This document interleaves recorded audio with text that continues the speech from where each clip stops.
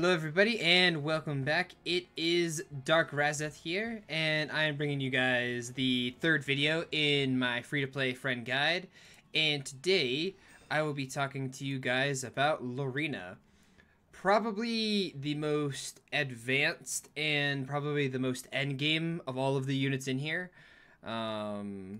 I say that she has the potential to be the unit that you use the longest. Her and Yuna really, but we're focusing on Lorina for now. So, first thing, how do you get her? You're going to want to complete 50 dispatch missions. Now, there's a quick way to do this and there's a efficient way to do this. You can level up your high command and then take the stuff out later. And just run the 30-minute quests on as many of these as you have. So 30 minutes on each of them. And you can complete all of her dispatch missions really quickly. You also need to... but the efficient way to do it is to just... whenever you decide you want Lorina for what she does, and I'll explain that a little bit later, you want to then go really start focusing on them. But use the ones that give you the resources that you're looking for first, and then start really working on this. The second thing is to nurture 2 Molagoras in the Forest of Souls. This is done very easily in the Sanctuary here, in the Forest of Souls. If I were to start right here, you can choose a wolf, you can choose a penguin, or you can choose a Molagora when you're summoning.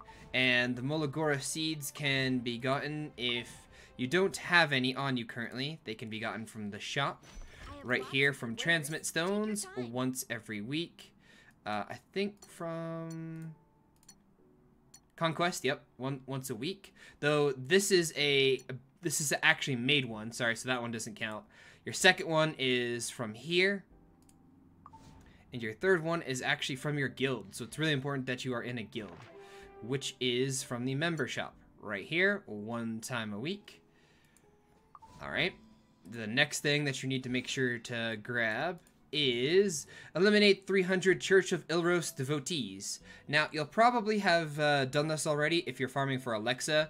She's going to be in my next video, but the TLDR of her is you will already have these 2 done and not this third one by the time you are looking to farm for her. So the way that you could tell where to find those Church of Ilros devotees is in the Codex right here. You see under Church of Ilros, you see here's the devotees. Devotees. I'm saying it all sorts of backwards. And then you can farm them on 4-8 and 4-9. That's also where you get the sun badge, if you were wondering.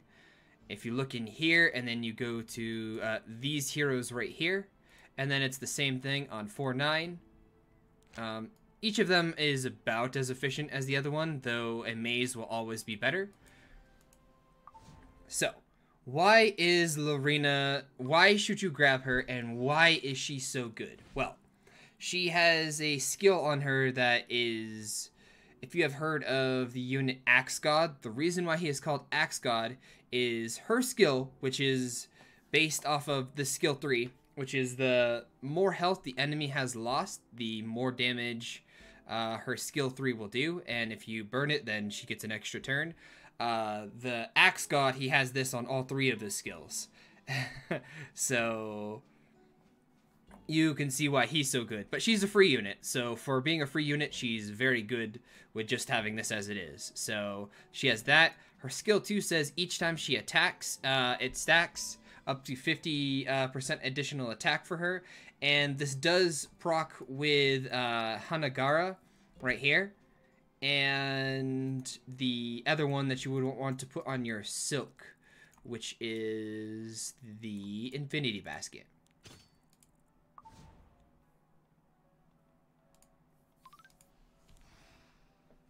Sorry, exited out. The last skill is her skill 1, which knocks the enemy into the air.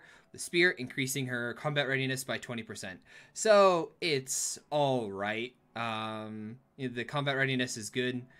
You're going to want to enhance her skill 2 for additional attack. That way it is 60% additional attack. And then you want to skill up her skill 3 until you get the 1 turn cooldown. So, next part of the guide is the equipment. What do you want for her on equipment?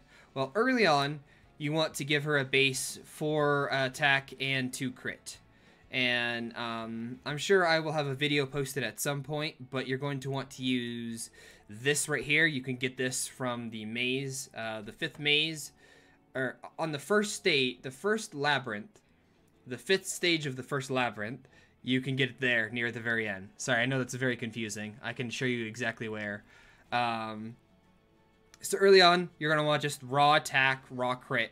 And then later on, once you get full T6 gear and you're looking to really min-max her to the very end, you want probably crit and crit damage. And then you want them with attack substats. So, speaking of substats, what are the best things to look for her? The absolute best thing to get for her is the critical hit chance. You're going to want this as high as possible. Second is her attack, 1337. Attack percent, not base attack, and I'll get into that into a second. Third would be critical hit damage. Fourth would actually be you're going to want probably percent defense and percent health, so that way she stays alive. And then, of course, the last most important stat would be speed. Effectiveness and effect resistance, not really that important on her. So let's immediately go into the artifacts. What are good artifacts for her? Well, the tonfas are probably the tied for the worst for her, but if you have a 3-star, they're at least, these are notable ones that you should use. So I say the worst for her, you can use worst artifacts for her, but the top 5 or so best, this is probably tied for the second worst, which is increased damage dealt by 8% when the enemy has more than 50% health. Alright, since we are going backwards this time, the artifact that is tied with that as a very, the worst, but I mean still top 5, is Ancient Sheath. Because all of her attacks are single target, this just makes it, well, single target will be for the next card, or the card after the next one. This just makes her basic attack do more, which always good on any of these DPS. 4-star Hellcutter, always going to be a great for any warrior. Any warrior that you have if you have a warrior you're going to use Hellcutter on it. If you have it and you don't have the better artifacts, this is always going to be good because it's more crit and more attack. Another one to note here is L's Fist. This is as health decreases, attack and speed goes up. So these two artifacts are very bread and butter. Any warrior can use them and they'll excel. Her second best artifact is Uberius' Tooth. Because she does all single target, see, there it is. This means that if she crits, which is why you're going to want that crit up so high, not just for this artifact, but you're going to want it high either way, you have a either 50 or 100% chance to do additional damage proportional to her attack. So then the best artifact on her for survivability and doing the most outputted, the highest output of raw damage, it is Sigurd's Scythe. No matter which warrior you are, this is going to be your best artifact. This is just an insane artifact as it is. So, the next thing I am going to show you guys actually has nothing to do with her, nothing to do with in-game. It actually has to do with some images that I have for you guys. The first one is, the thing that makes Lorina so special is, let's cut.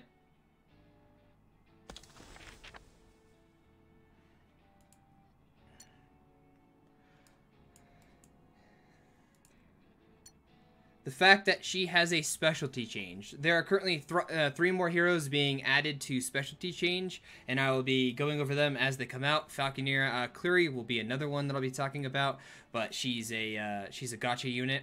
Commander Lorina is basically like an ascended version of her, and what it does is it changes her skills and what they do, and makes everything about her better. Now, with the Commander Lorina, how do you get that? Well, first thing you have to do is you have to get her to 5-star. Then you have to get her to level 50. Then you go to Hero, Specialty Change, and right here you see Lorina. You need to make sure she is level 50. And Then, once you click here, if you have it unlocked, it'll look like this, which is, these are the requirements you need to do, just like with a friend mission. You need to complete 50 urgent missions, which will take you a very long time, 6 sharp spearhead catalysts. You need to eliminate 10,000 monsters in adventure and win a trial battle. And if you are wondering what the trial battle is, let me show you. A trial battle over here is battle and then hunt. Right here. These are the trial battles here. And then the last thing is skill tree. This is the thing that you unlock after you finish your specialty change. And since thank you for No Creeds and the guild Discord and stream Discord, basically, for Epic 7, for my personal guild, for providing these screenshots.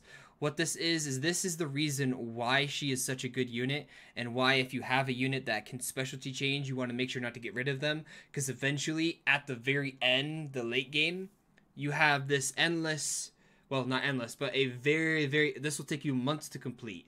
This is the skill tree, and as you can see here, this person has +8 enhancement on them. They take your purple runes, your dark runes, and you upgrade your stats.